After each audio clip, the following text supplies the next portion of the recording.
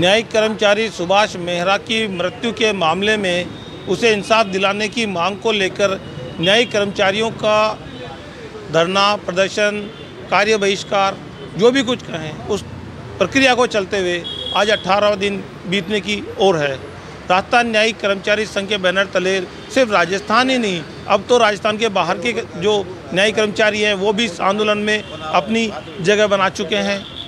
अभी हम बात करेंगे यहाँ पर राजस्थान न्यायिक कर्मचारी संघ जयपुर के अध्यक्ष सतवीर जी, जो कि काफ़ी लंबे समय से अनशन पर हैं और सुभाष मेहरा को न्याय दिलाने की मांग को लेकर यहाँ डटे हुए हैं।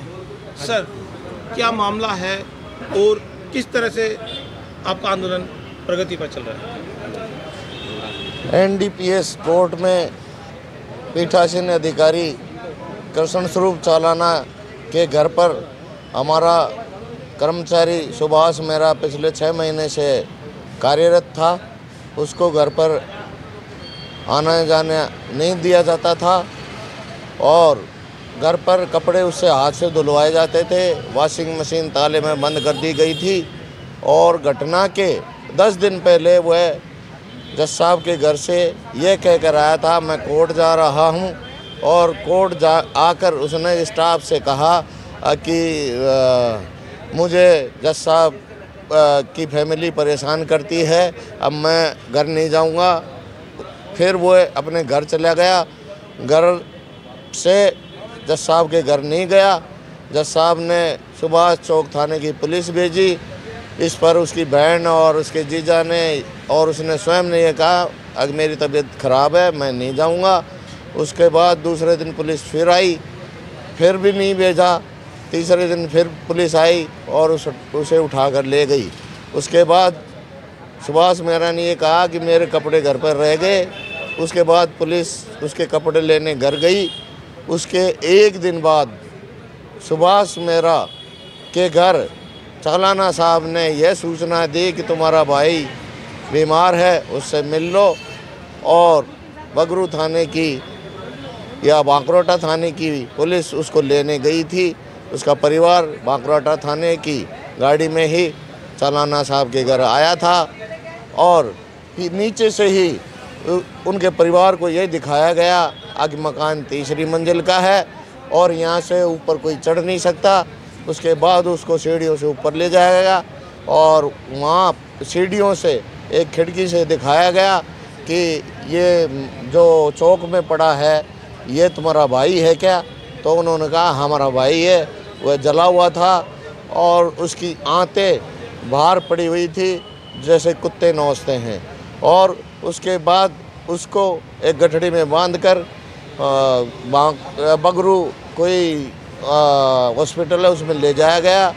बीच रास्ते में से डॉक्टर को बैठाया गया और उसके बाद पुलिस ने उसके भाई से ये लिखवा लिया गया कि तुम्हारे भाई ने आत्महत्या की है।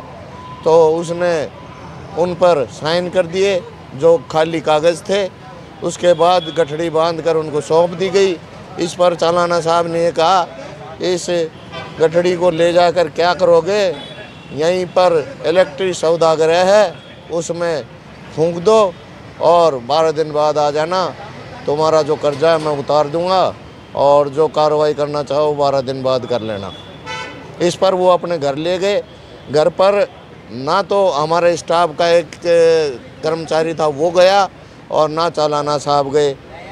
अपने घर पे ले जाकर उन्होंने उसको सबको फूंक दिया। दूसरे दिन अखबार में ये आई कि मैंने उसको बस्ता ले जाने के आदेश दे रखे थे, जबकि पिछले 6 महीने से वो घर पे ही रह रहा था। अखबार में चालाना साहब ने झूठ बोला कि मैंने घर पे बस्ता ले जाने के लिए रखा था और ये भी कहा कि रात को लेट हो गया था इसलिए ऊपर सो गया। ये सरासर झूठ है। जो आदमी अपने आप को जलाएगा उसका पेट नहीं फट सकता। अगर पेट फट गया तो अपने आप को जला नहीं सकता। ये मामला हत्या का है और हत्या के बावजूद न्याय प्रशासन अपराधी को बचाने में लगा हुआ है। हम जोधपुर भी गए थे, हमारे को जोधपुर में बुलाया था, हमने वार्ता की वहाँ पर और उसके बाद हमारे को पीपीएस साहब ब्रजेंद्र जी जैन ने ये कहा आप जाइए जयपुर में और एफआईआर दर्ज कराइए।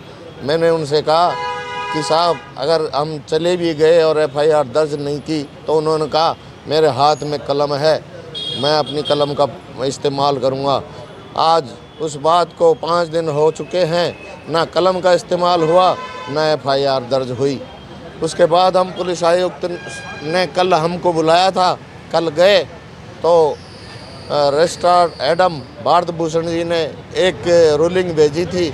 उसमें उन्होंने ये कहा कि हम बगैर राजस्थान उच्च न्यायालय की परमिशन के बगैर कोई एफआईआर दर्ज नहीं कर सकते। इसलिए हम कल आप राजस्थान उच्च न्यायालय में एफआईआर दर्ज करने की परमिशन मांगेंगे। जो परमिशन आज लेटर जारी कर दिया उन्होंने, अब देखो कल क्या होता है। अभी तक इस मामले में एफआईआर दर्ज नहीं हुई है क्योंकि विधिक प्रक्रियाओं में ये मामला उलझा हुआ है। लेकिन दूसरी ओर प्रदेश की जो जनता है वो न्याय से वंचित हो रही है। लाखों लोग जो कोर्टों में आते हैं उनके केस पेंडिंग हो चुके हैं और एक लंबी अवधि से एक जनता जो है न्याय के लिए वंचित होने जा रही है। क्या कहना चाहेंगे इस मामले में? हमारे कारण जनता परेशान नहीं है, न्यायिक अधिकारियों के कारण जनता परेशान हो रही है। वरना एफआईआर दर्ज करवा देते, बाद में जांच में ये साबित हो जाता कि अपराधी कौन है। अपराधी होता तो सज़ा मिल जाती, अपराधी नहीं होता तो एफआईआर लग जाती। लेकिन इस मामले को जजेज की एसोसिएशन जानबूझकर अटका रही है और इसी कारण जनता परेशान है। तो आपको क्या उम्मीद है, कब तक आपको न्याय मिलने की और कब ये जो आपकी हड़ताल है या आपका कार्य बहिष्कार वो समाप्त होगा?